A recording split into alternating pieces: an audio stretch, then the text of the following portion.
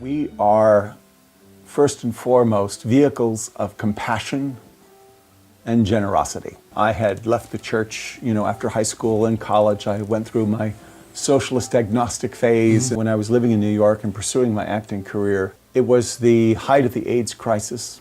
And the project that I came up with, because of my background and my activity within the gay community and in HIV and AIDS education, and I thought to myself, wouldn't it be cool if on one particular day, all of the soaps could somehow make sure that on that day they worked something into their storyline that modeled compassion for people living with HIV and AIDS. This was at a time where that was sorely needed.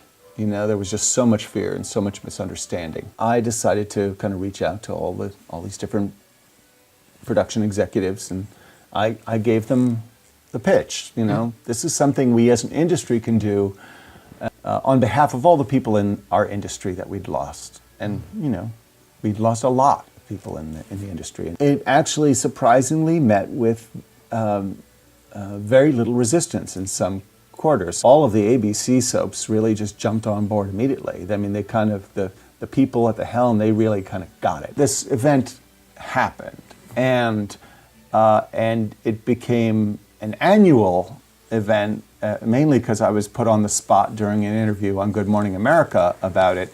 And they said, "Oh, so is this happening again next year?" So I said, "Yes, of course," And so I was, stuck doing this for another, and it went on for about 8 years. And that opened up my vision. Now, the irony was that it also opened up an opportunity to be on one of the soaps. I took on the character of Don McTavish.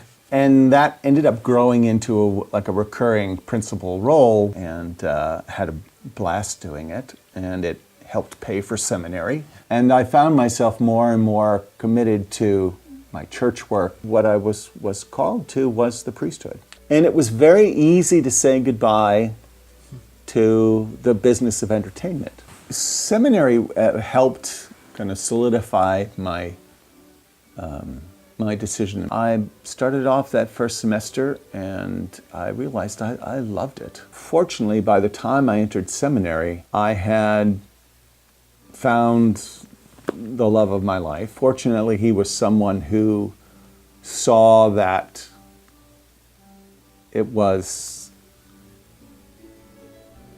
the right thing for me.